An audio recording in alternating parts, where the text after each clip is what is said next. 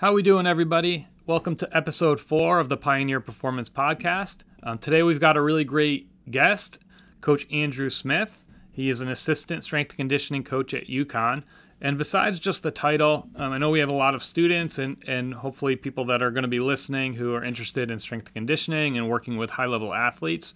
But Andrew's story is really something that inspired me to reach out, and he just left a really big mark on myself as a coach from the time we first met. And I think he was maybe 18 or 19 years old at the time, and had come to observe. You'll hear the whole story on the interview, but really just since that day, I've followed Andrew just from a distance and watched him progress onto Rutgers University as an intern, and then to Southern Miss, and finally at UConn, where he was quickly promoted to a full-time role working with men's football and women's lacrosse.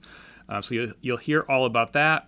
He'll talk about how UConn utilizes sports science and technology to track their players' workload and how they're recovering and how they implement that into their training programs.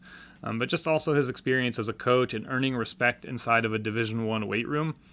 As a 24-year-old, when you've got guys in there that are probably much bigger than you, although not that many are going to be bigger than Andrew, but you've got guys that are almost the same age as you that you have to come in and earn the respect from the get-go. And he'll talk about how he's been able to manage that.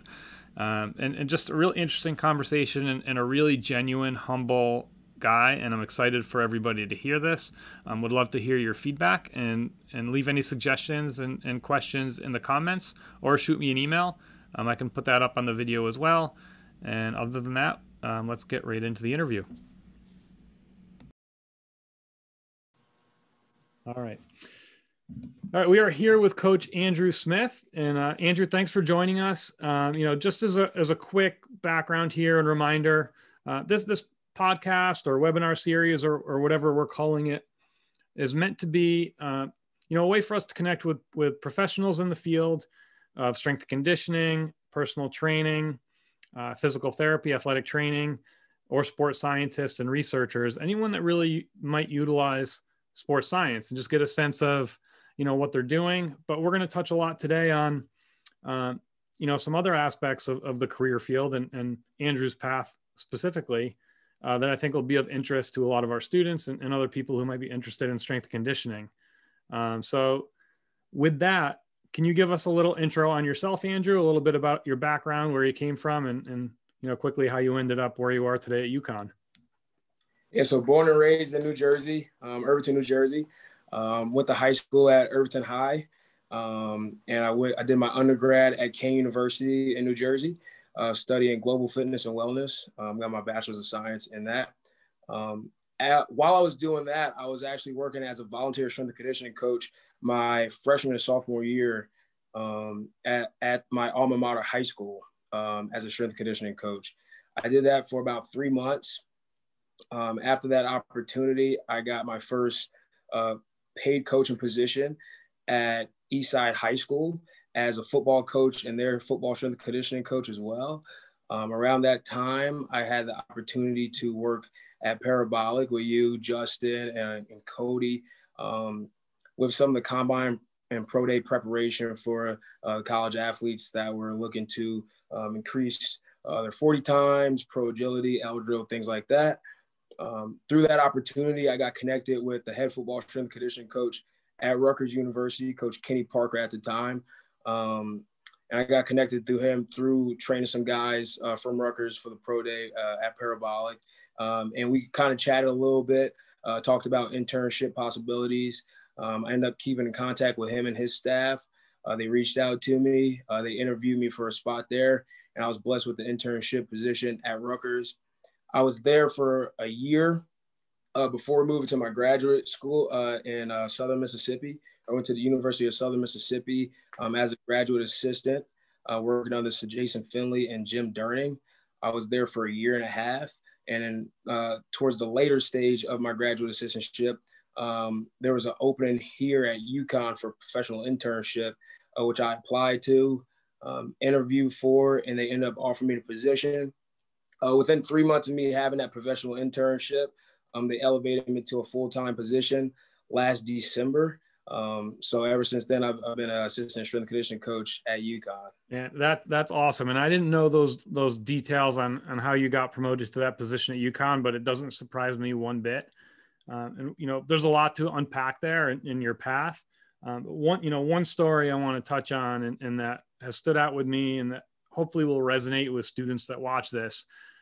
We as faculty and people that are teaching these students, one thing we always talk about is making sure that they're not just checking the boxes as far as, okay, if I just get the degree and get this certification, then I'll be able to get the job.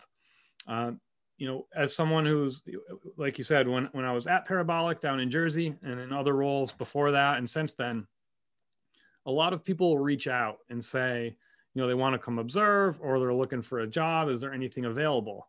You get a lot of those emails. Most of them are the same and there's not much follow-up and not much that goes along with it. And people just expect that they have the degree, they're going to get the job. And when you first reached out, it was a similar start. You reached out, I think, with an email. And correct me if I'm wrong, but I think the connection was through John Tureen at the time. At that time, it wasn't. It was through an athletic trainer that I worked with at my alma mater high school, Stephen 5 Foot. That's right. That's right. Okay. So Andrew reached out and said he was interested in coming to observe some training. And that was really it. And like I said, we get a lot of those requests. And I always appreciate it, but you never know what to expect when someone says that. And I think I said, that's great. Our training hours are from, maybe 4 to 7:30 or 8 p.m. And then I think I said I had a group class at the end. Obviously you didn't have to stay for any of it, but you're welcome to. Most people would come for 30 minutes, an hour, watch, observe, kind of stand off to the side. And that would be it. Coach Andrew showed up dressed like he was ready to work that night with a binder of your coaching philosophy, right? And your values as a strength coach. And you got there 15 minutes before the first session. You stayed and helped and spotted people right through the end. And then you stayed and asked questions after I was done. That was probably 9 or 9:30 at night. With no job opportunity. We had no openings at the time. You were just there to learn. And I think at the time you were still at Kane. Yeah, but I must have been in my sophomore year, maybe my sophomore year at Kane University at the time. Oh, that young. Yeah. Okay. So ever since that day, I remember at the time, with our staff then, I said, keep Andrew on our radar, 1 for internships, but 2, eventually, if we need someone to hire, he's exactly who we would want. And long story short, or already too long, but you eventually did intern with us. And I remember we eventually did reach out to you and offer a position, but you were so focused on what you wanted to do. Most people would not say no to a paid opportunity right out of school. But you really knew, you were so laser focused on being in the collegiate strength conditioning world. So like, when did that start for you? Like, how did you know, like, that's exactly what I wanted to do? Yeah. Well, first that's pretty impressive that you remembered all those details about that. Like I said, it doesn't happen every time. That's cool. I don't know. Like, I think it started with like the love of football, and I wanted to be around the team atmosphere.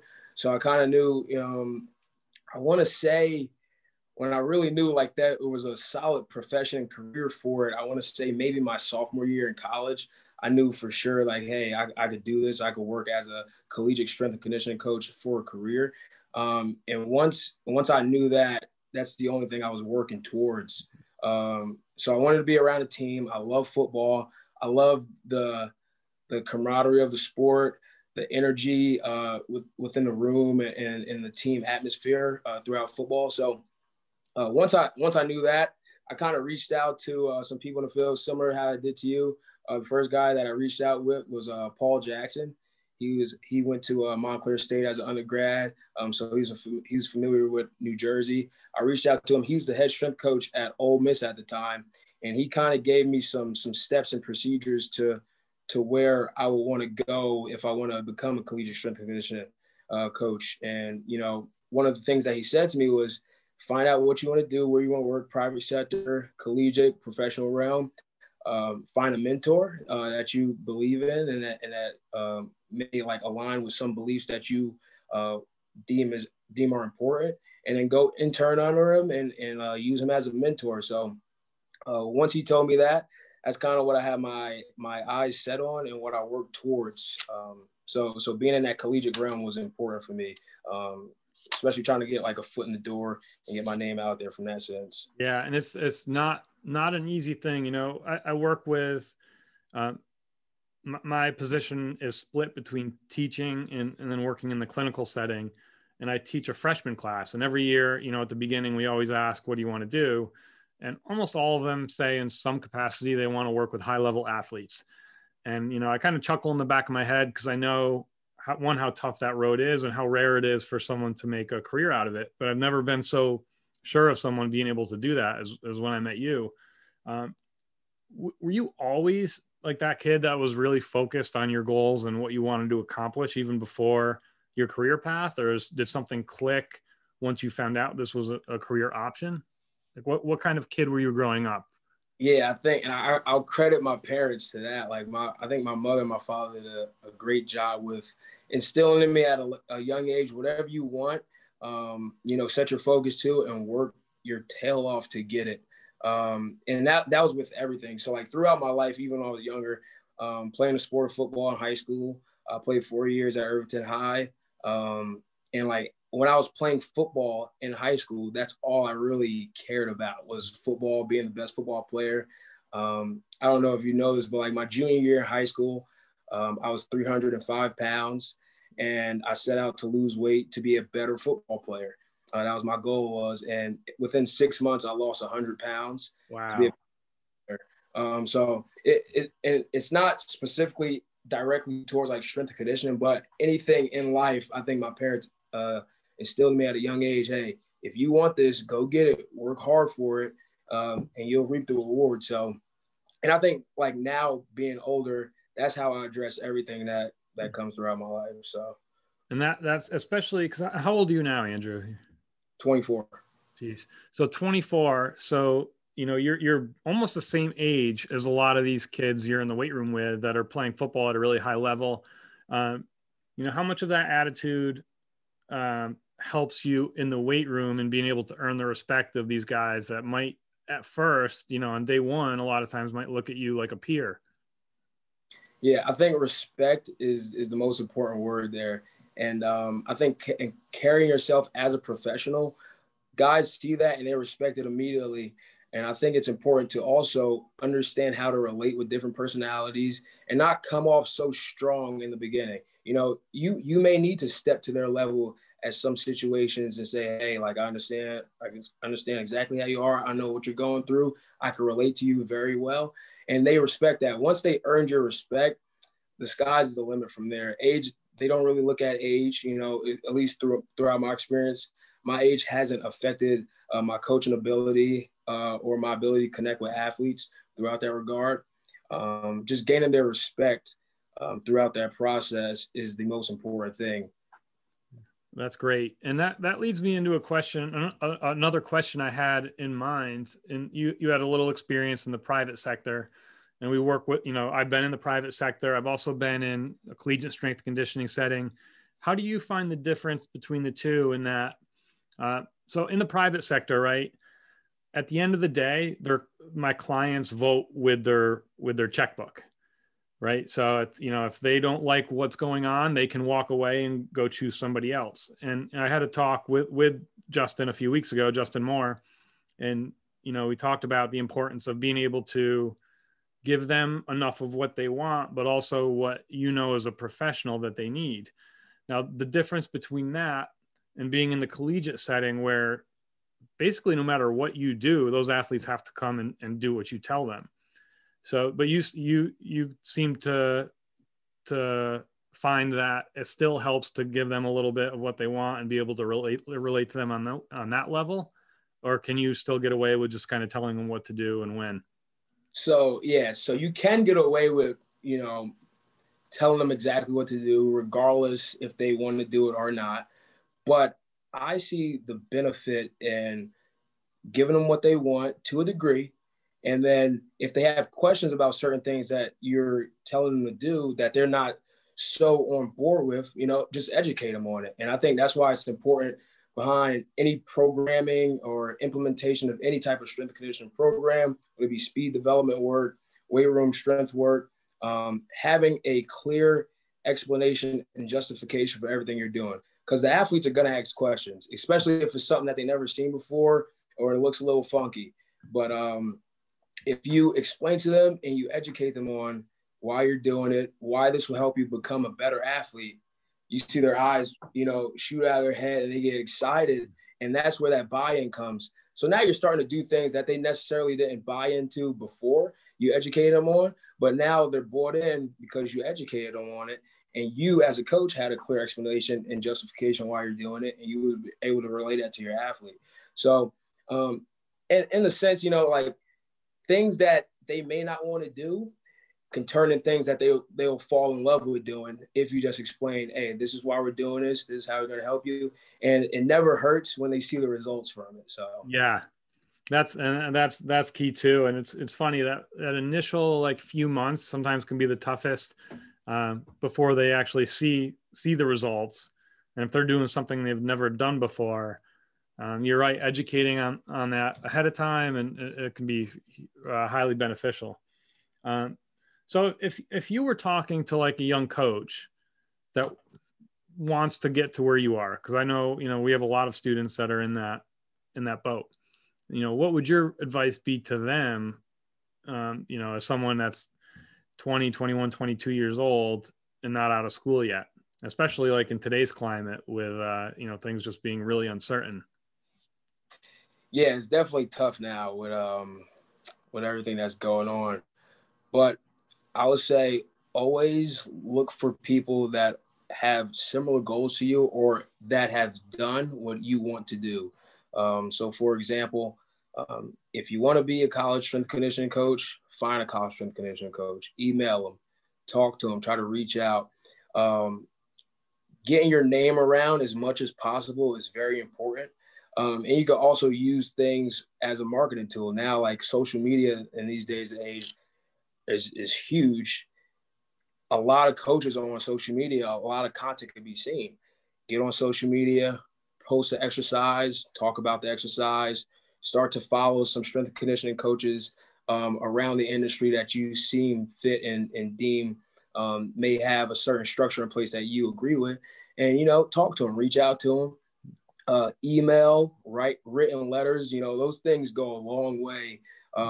If I get a written letter in the mail as a college strength and conditioning coach from a undergraduate student, I'm looking at this thing like, wow, this guy took the time out to write a letter, sent it in the mail. These are things that stand out and that set you apart.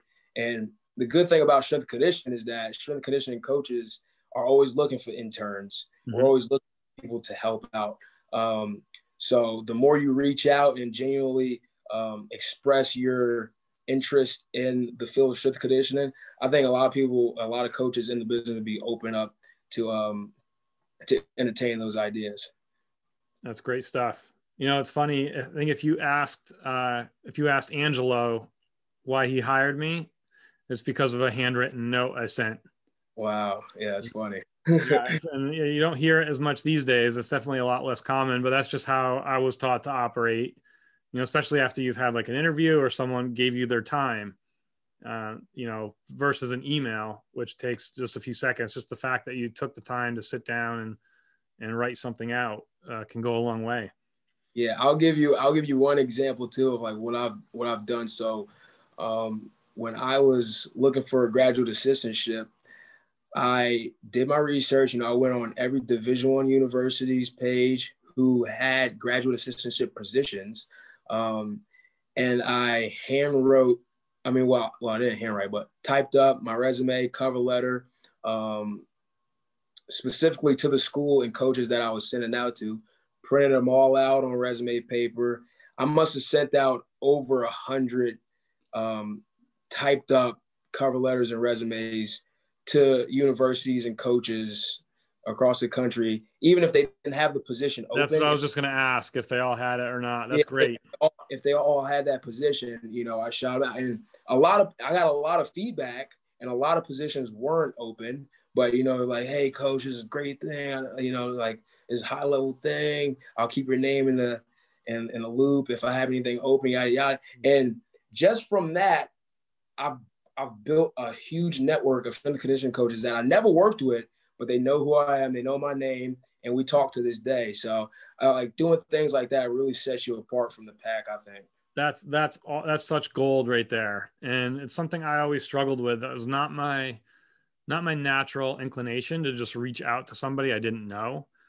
But it's such a, you know, it feels hard if it's not who you are, but it's really such an easy way, an easy thing to do that sets you apart from so many people.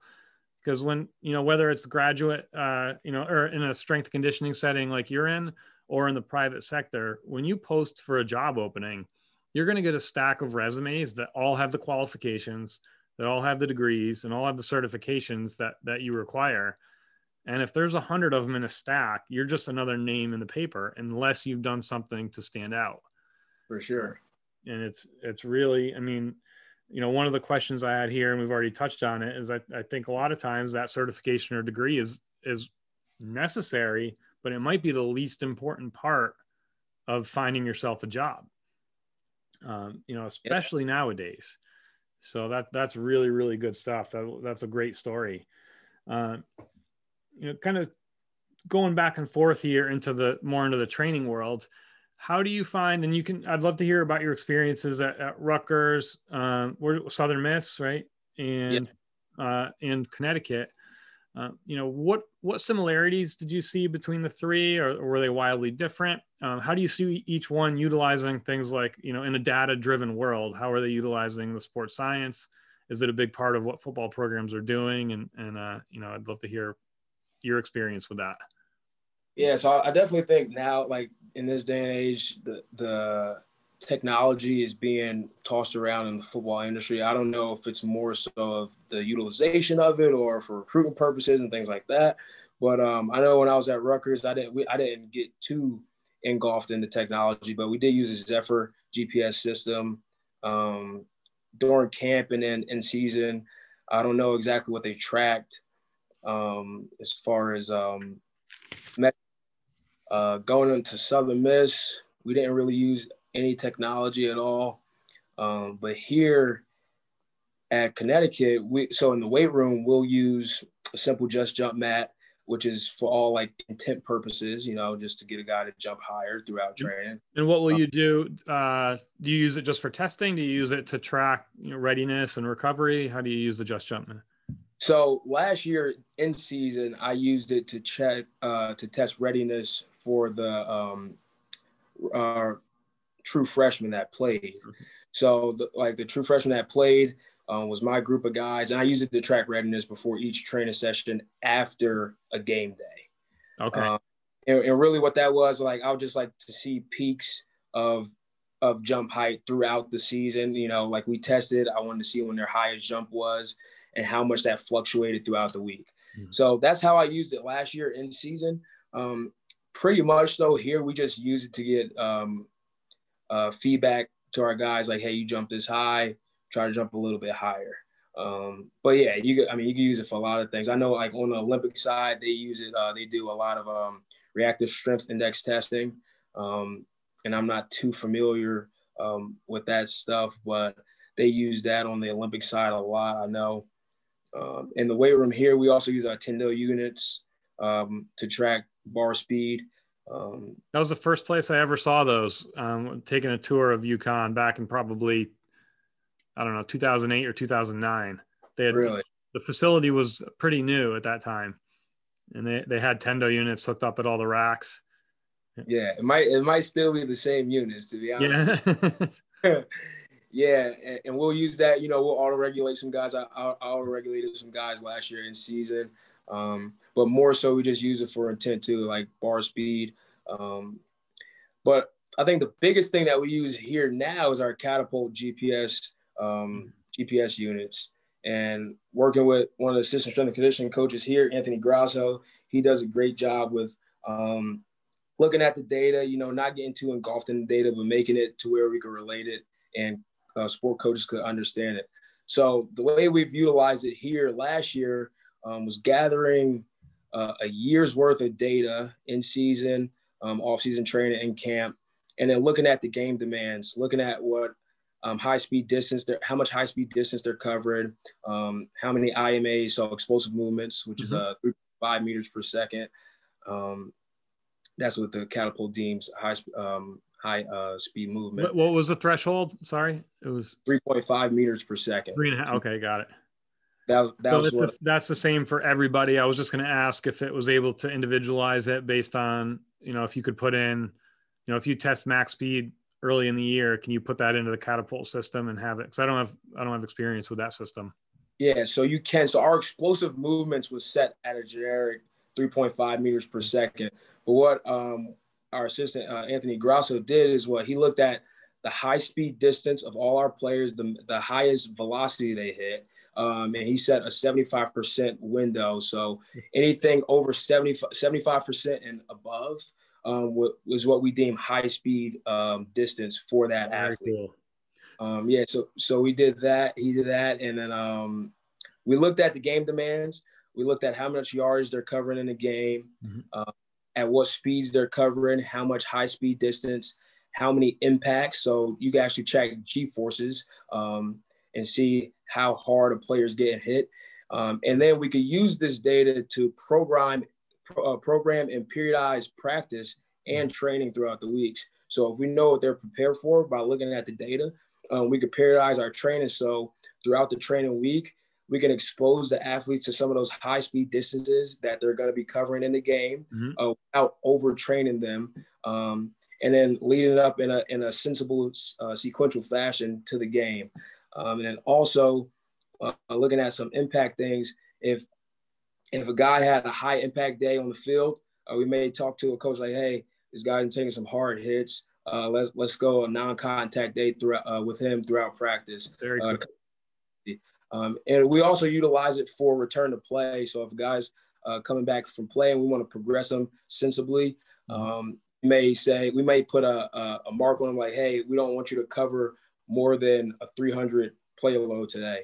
And we can actually live track it during practice to where we see the stress of the athlete going up. And once he hits that mark, we may cut him off like, hey, you're done for the day. You hit the designated player load that we have for you, and then pull them back, and then gradually progress them back into competition without overloading him or stressing him throughout the process. So that's just a couple of ways that we use it here. We're still playing with it around. We're trying to continually educate the coaches on how to interpret it, because I think that's the biggest component. That was going to be my follow-up. How's the buy-in been from the coaching side?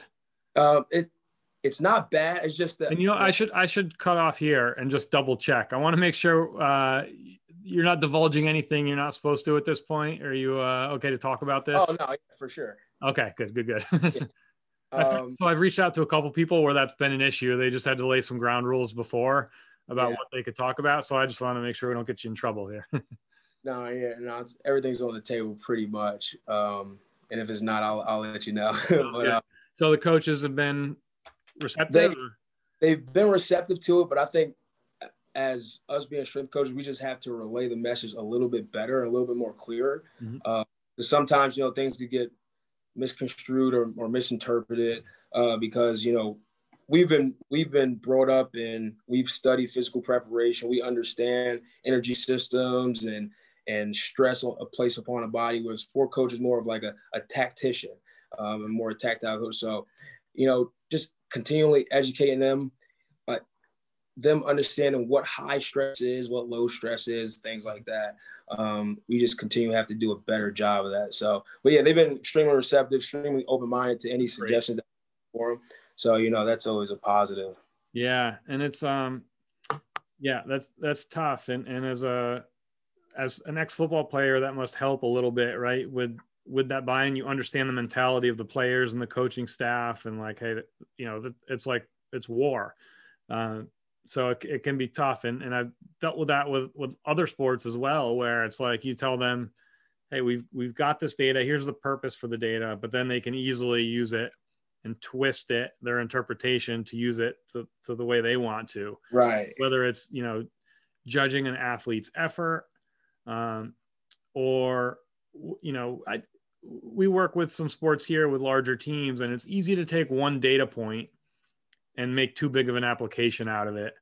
When there can be a lot more context, and, there's a lot more to interpret than just looking at one data point and then making hard decisions based on that. Right.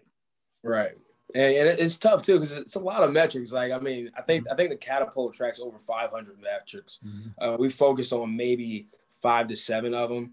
And even that is like, it can have you thinking in different ways. And what's tough about the Catapult system too is they may give you high register numbers, but we don't really know how much an athlete is able to withstand, and I think that's the tricky part, is like, we don't know for like some athletes, if they register a 600 player load, that might be average for them, and they could, and their body can adapt and operate with that stress. Whereas another player, they might register 600 and they're beat up, can't walk the next day, So, I mean, that's always tough. And it's more so like using your coach's eye and then letting the technology kind of confirm some things for you. So that's an interesting topic to bring up also. One we talk about here a lot. We've actually done some research around it. And, I talked with Justin about it a couple of weeks ago. When you say coach's eye, how much importance do you put behind that? How would you even define it? Because, that's a big thing for me also. And what separates good coaches, I think, from coaches that are either just inexperienced or, just don't really see things as well as others. But at the same time, like, it's easy to miss things or think you see something that you don't. So, like, where does that coach's eye play into your programming and just your day-to-day operations in the weight room versus just doing things as planned and programmed? Yeah, so it's very hard to define, but I would say it has to start out with first having competency over what you're teaching and evaluating. So you have to know it and have been around it and seen multiple different outcomes from it. And then, it's very hard to define coach's eye, but it's very similar to like that instinct feeling that you get when, like something's just not right around the room, or like, you walk outside and like something feels sketchy. It's very similar to that, I would say. But I think it comes with competency. So first and foremost, like, for example, sprint training, if you don't really know the ins and out about sprint performance and preparation and execution of sprints, certain KPIs for sprint performance, then it's very hard to gauge what is being done right, what is being done wrong, how much are you giving an athlete, are you giving them too much, or are you giving them too little? It's very hard to judge. But if you're very competent in that realm, and the same thing goes for weight room work, for lifting, as far as bench press, squat, anything Olympic lifts, if you're not very competent in that realm, then it's very hard to gauge and judge if it's stressing the athlete out too much or too little. But I use, quote unquote, the coach's eye a lot now with like the newcomers, as we go off of feel more times than not. A lot of things that we do is auto regulated, and I may see a set. I'll use bench press, for example. If every technical aspect that I deem necessary to perform a bench press was executed, and, I don't see hips come off the bench, shoulders stay locked in, they're not stressing throughout the face expression too much, I may tell them, hey, go up a little bit, add 10 pounds, move from there. Do you measure bar speed on all their sets, or is it just for certain days and certain goals? Certain days, certain goals, more so when we're around, I want to say like our peaking phases in the summer, we'll use it. And that's more so with the more veteran group, where technical aspects of lifts are already established. With our newcomers group, I don't use it. I probably won't use it at all, just because I want them to understand the technical execution of certain lifts. And I think putting a Tendo unit on, the technical aspect of lifting kind of goes out of the window, and they just think about moving the bar as fast as possible. Yeah.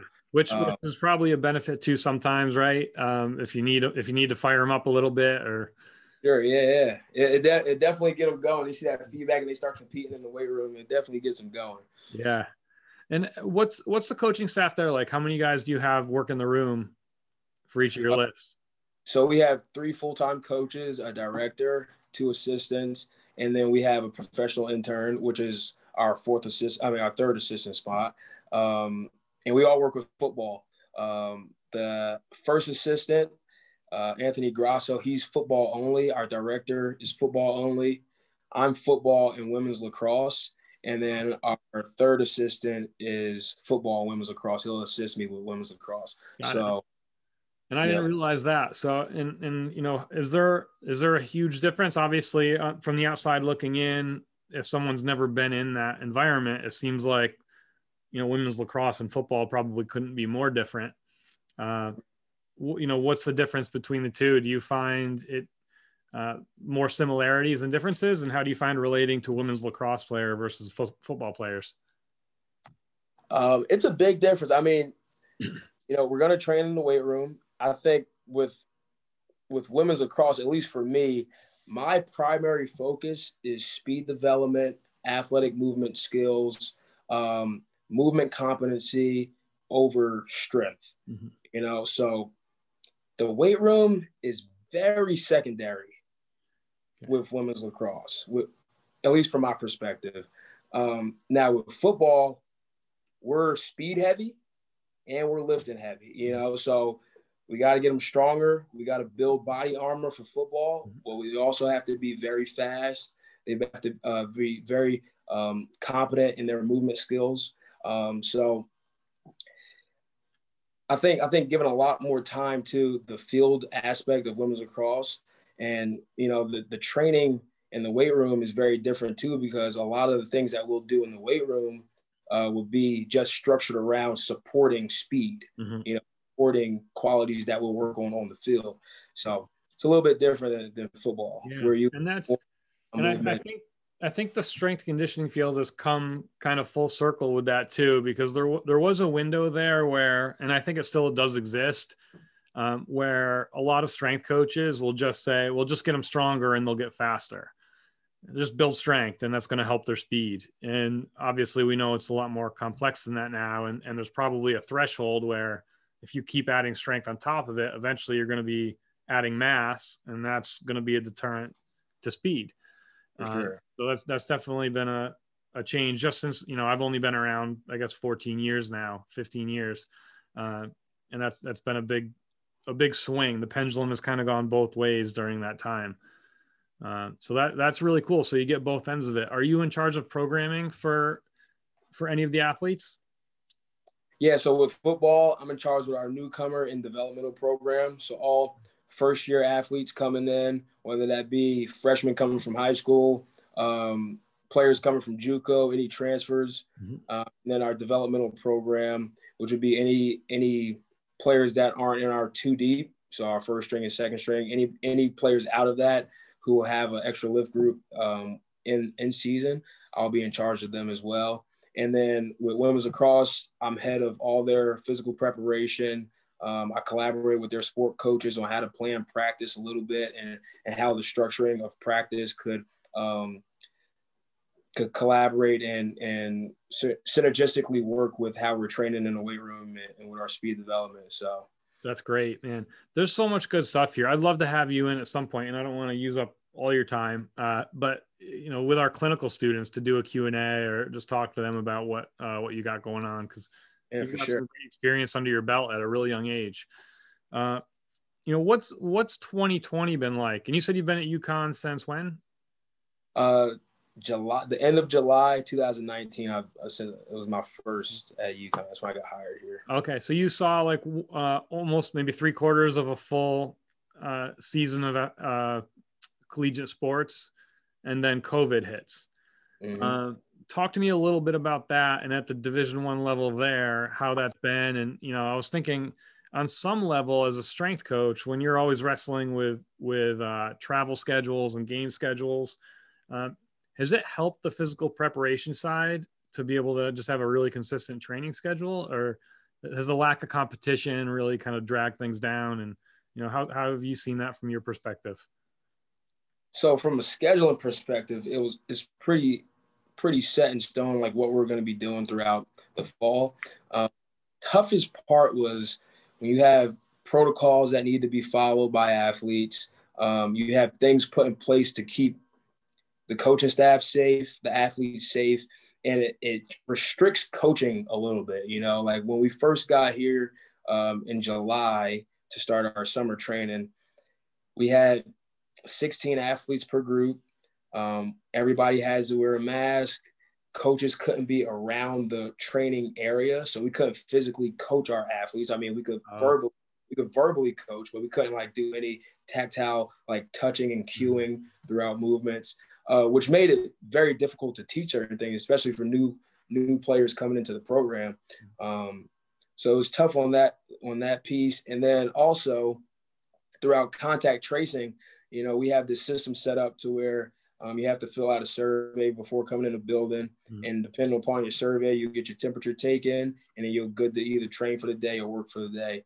And if you come up with symptoms as a player or a coach, whoever you've been contact traced with will have to sit out in quarantine for a minimum of 14 days. And this could lead up to about a month being out. So, in the beginning, it was times where we'll have, about 50 to 70% of the team out just due to quarantining purposes through contact tracing and just having little symptoms where, like one of the symptoms of COVID is a headache. You might get a headache just out of the blue. It might not be anything related to COVID, but if you get that symptom, whoever you've been contact traced with, you'll have to quarantine and sit out.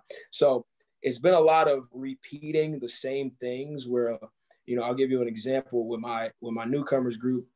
They came in July. I had them for 3 weeks straight. And then some hit the fan and, somebody had a symptom and they've been contact traced with a lot of the guys in the group. And majority of that group, I want to say I had 20 guys in that group. And I got left with 4. Wow. And the other 16 was out for 45 days. 45?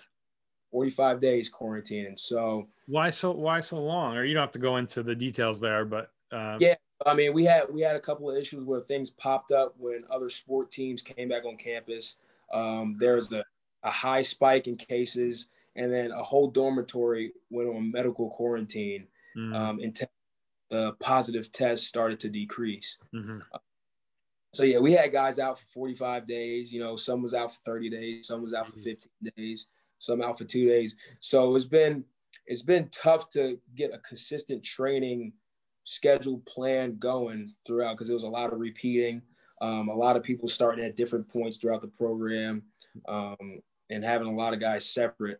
So I mean, it was tough in that regard, but that's been a little while back. And then once we got back into the gist of things, where guys are starting to be more accountable for wearing masks and staying 6 feet apart and doing the right things outside of here, those cases start to decrease. And we had more availability to our guys just being able to train. Good. And it's good to have that consistent schedule throughout, where you don't have to be fighting with class schedules too much because a lot of things are online now. So they're doing like a lot of online classes. So you don't have a lot of conflict there. And then with football, we're not playing games, so we don't have to work around scheduling in that regard. But yeah, just to get a consistent training routine going, especially in the beginning, was a little bit difficult. Yeah. But other than that, yeah, it's been pretty. There was pretty strict guidelines too. We ran into from the NCAA's where the first 5 weeks it was a really strict ramping up of intensity for certain things. Is that how you guys had to deal with that too? I'm guessing. Yeah, we had a protocol set in place by our director of Olympic sports. She's the head of the entire strength and conditioning department. And yeah, there were strict guidelines for us as strength coaches, gradually progress the athletes back, and then also set out to the sport coaches for practice. So, and it was just a gradual progression. Volume's getting higher each week a little bit, intensity's getting higher each week. So, but yeah, those protocols to follow as well. Yeah, it's tough because most of our testing we do is at max intensity. So we had to just kind of wait for wait for Wow. that. So we're just getting into that with some of the teams now. As far Okay. as I don't know if you do anything with force decks there, but we do a lot with mid-thigh pulls. I do a lot of lactate testing with rowers, things that just had to be real careful with, and haven't even fully dove into a lot of that yet. Yeah. All that stuff's interesting. I love the force plates. I'm a huge fan of that. I haven't got to use them too much, but because we don't have them here. Okay. But yeah, I've been exposed to it before with like the Sparta systems as well at Rutgers that we had a little conference with the Sparta systems. But Nice. yeah, that's all stuff. Yeah, they're great. It's sort of like you mentioned with the catapult system. The amount of data is just overwhelming that you can pull from it. So really trying to understand it for yourself. I mean, if you're not researching that stuff, we have on faculty here, we have a strength conditioning PhD that manages the force plates for the most part, so he understands it really well. But for someone like myself who hasn't done that research specifically in that realm, I understand a little bit about obviously max force and rate of force development and reactive strength index to a point. But there are so many data points you can pull from this one piece of equipment, and trying to boil that down into something that's useful for the coach or even the strength coach is, a lot of what we focus on. And it's not always easy because it's easy to give them too much data and then they don't know what to do with it. Yeah, for sure.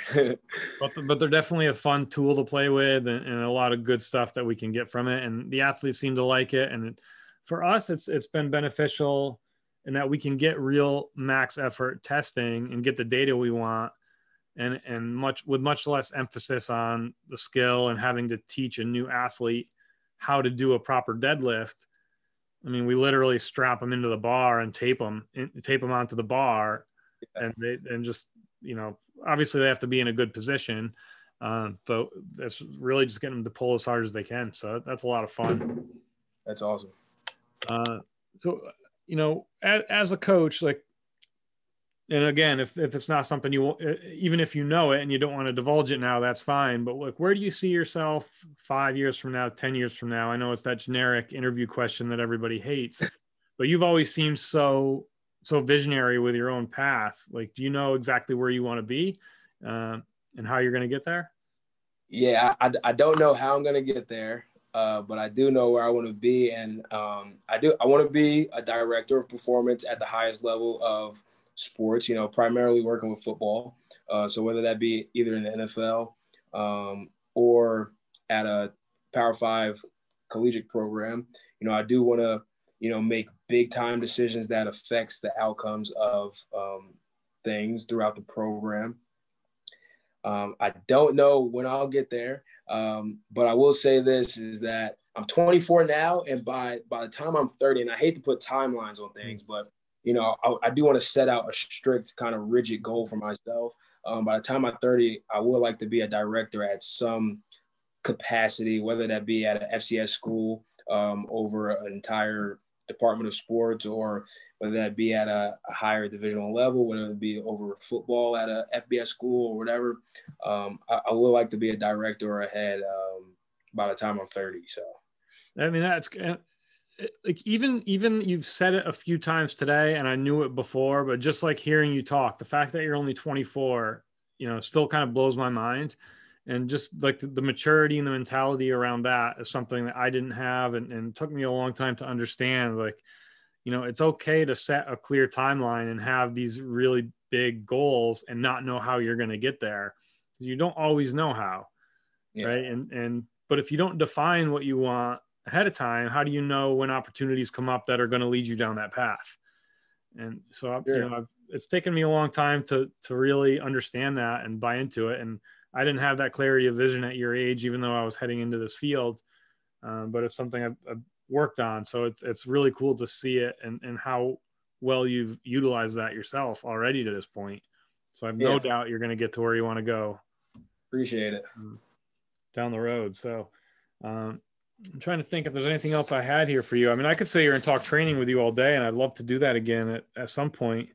Uh, is there anything, so I had students kind of reach out with some questions also, and, you know, a couple that came through, like what's your favorite part of working in a collegiate weight room and working with Division I athletes?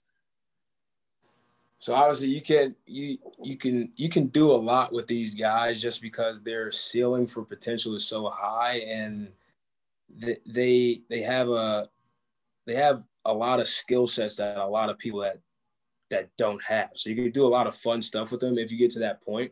I think the biggest thing is just them knowing that they have a goal set out for them, and they're so honed on getting to that goal, that end point.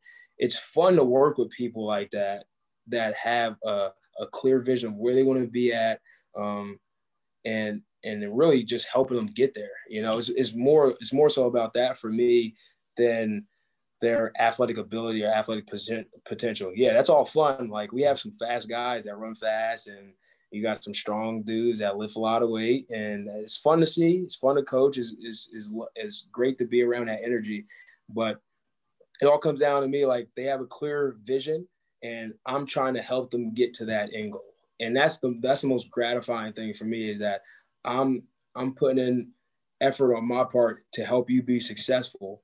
And you're here working your tail off, doing what you got to do to make it happen too. So I think that's the most thing that I love about working with college athletes, is that, they have a vision and a purpose. They're trying to get to somewhere, and I'm just helping them along the way. So. That's great. So you mentioned really strong guys. So I saw you recently squatted 540, was it, for a PR? Yes, sir. Where would that fall on the team ranking? I don't know. So I mean, it's hard to compare because that was a Hatfield squat, and we do a lot of front squatting here. Okay. I believe one of our highest front squats may have been 495 for a front squat. So comparably, I mean, that's pretty impressive, Yeah, but you don't have to give up that title. You can say you still got them, right? I mean, yeah, for sure. The number's the number at the end of the day. So. Right. That's cool. I must have felt good. Congrats on that lift. Yeah, thank you. So another question that came through, like, do you have an example of a success story of an athlete, someone that you really had a big hand in helping get to somewhere where maybe they didn't think they could get to, that's really stood out in your mind as a coach?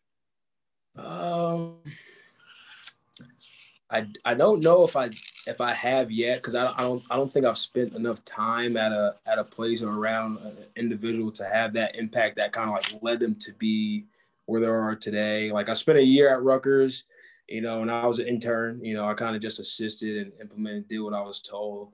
At Southern Miss, I did have programming responsibilities under certain athletes, but I was only there for about a year. And then here, I've been here a year and a half now, and I see a lot of progress in what I'm doing with players, but a lot of the athletes that I work with, they have a long way to go too as well. So we see some positive things, like one of the freshmen that came in last week, he he did a 3-rep front squat at, I believe it was 275. He never squatted anything close to that. Wow. What position? He's O lineman, but he haven't front squatted. So okay, that's a new movement. It takes some adapting. Huh? Yeah. So I mean, I see positive things moving in the right direction, and also with women's lacrosse, we have this hunger group of freshmen that just came in that they show up every day, they do what they're told, and I've only been with them for about 8 weeks now, and I see progress from day one to now. Like, it's unbelievable. But I look forward to seeing what I can do and who I can help along the way throughout the long term. But I can't pinpoint a specific time or person that I've been around that has happened. So that's good. That's a humble answer. Also, it's yeah. I moved around quite a bit myself also, but usually, I've been in places for usually 3 or 4 years at a time. So you do see some decent progress and get to help some. Right. But then as opportunities come up, you end up moving on, and they go their way and you go yours. Right. So Andrew, this was awesome. I really appreciate you taking the time. Is there anything I can share with people watching this and how to find you, how to follow you, learn more about what you're doing, who you are? Yeah, so I'm on Instagram at coach_Drew with 2 W's. So at the end, I'm always on Instagram. I love Instagram. So if you shoot me a message through Instagram, I'll reach out to you. I'll get back to you as soon as possible. I have a question for you, just because Yeah. was a performance coach before. What made you move to the sports science end of things? So a few things, life events that had me move on. So I had originally lived in Connecticut from, let's see, 2012 to about 2015, and worked for a physical therapy company here. And, right at the end of that, like the month before, I had met my now wife, who lives here in Connecticut. So we had dated for a month, and then I got the job offer from Angelo in Jersey. So, there was a gap in there once I moved away, but we ended up reconnecting in, a couple of years down the road. And eventually I was commuting to Jersey, and, some things happened at Parabolic. I had moved to a different facility, and then we were getting married, and just the commute and everything, and just business wise, it wasn't working out at Parabolic from both ends. So that was 2018, I guess. In October, I had gotten married in August. Then in October, I had actually started teaching here in the fall of 2018, just as an adjunct, one course. Then when all that happened, they said here they were looking to fill this position, and kind of started from scratch to help manage the sports science labs here, in addition to teaching. And to me, it sounded like a really great opportunity to try something different in the field. I'd been coaching for a long time in different areas, youth coaching, high school, general pop, which was all good to get that experience. And now, being able to share that with students who are looking to get into the field, but also learn from myself. I was never really that heavy into research. So now being here and seeing it done and being a little more involved with it is just a big thing for me now, is expanding my skill sets, trying to add some new tools to the toolbox, and build on that experience. And at this point, see where it leads me. Life goals change. We had our first child about a year ago. Oh, nice. Congrats. A year ago. Thank you. So she just turned 11 months yesterday. And your priorities do start to shift a little bit, from working the split shifts and coaching, 6 a.m. till whenever, and then 4 p.m. till whenever. That doesn't last forever. Yeah. So I'm, just trying some different things. I'm still training a little bit on the side also. That's one of the reasons why I like this position. It gave me the flexibility to still train clients outside. So that's, very minimal at this point, but who knows down the road what'll happen with that. And yeah, just trying some different things and building those skill sets. And, even as I hear myself talk it out loud now, I realize I don't have as clear a vision as someone like you, and something that I'm working on. But I really enjoy where I am now, and the faculty that I'm around. It's been great to learn from, because they're great with understanding, obviously, the research side. Like, we have some faculty pumping out some really, really good research, but they really understand the importance of the practical side and marrying the two. And I always talk to my students like it's like a bar stool. You need all three legs. You need the research, you need the practical side, and the coach's eye, and being able to adjust on the fly. And you need the buy-in from the athletes or the clients to get the progress you need. And the research is here as supporting of that. It's not here to drive the changes for the most part. Yeah. So it's been good to work with a faculty that really seems to understand that, and has given me opportunities to work on some things in the lab. And hopefully we're going to grow that moving forward. We did a little speed and agility webinar, and you jumped in on that last week, right? Yeah, for sure. Yeah, that was awesome. So even from that, we've come up with some ideas for some research in the spring. So it'd be good to put some of that into writing, and leave an impact on the field in a little different way. Yeah, that's awesome. I really appreciate the question, man. Like, that's just one more thing that'll stand out in our interactions. Yeah, I mean, that's cool to see. Yeah, like I'm always interested in the transitions that people make, because and I don't know if that'll happen with me, where I'm doing what I'm doing for however many years, and then somewhere along the line I might get disinterested or interested more in a specific realm of strength conditioning, or performance. So that's interesting to see, the transition that you've made. So pretty Yeah. cool. And like I said, when I was your age, I was it's weird. I was specific in that I knew I wanted to be in this field. And I had a very different, and I don't mean to turn this into an interview of myself now, but I had a very different upbringing, I think, in that I was kind of a strange athlete. I was coordinated. I was a good athlete, skill wise in the sports that I was playing for the most part, but I was very weak and very slow, naturally. And then I don't know if you've ever come across Lee Taft or any of his stuff, but he was, someone I met when I was 10 years old and became my football coach eventually. And he's made a huge impact on this field when it comes to speed and agility. And he just got so much out of me that I didn't think I would ever get out of myself. And even though I never reached any numbers or metrics that you would say, oh, he was really, really strong or really fast. My best back squat was probably, 365 for a double when I was in college. If you put me on timing gates, I'd probably get laughed out of off the field. But the way Lee taught me how to move, I became competitive because I knew how to move on a field.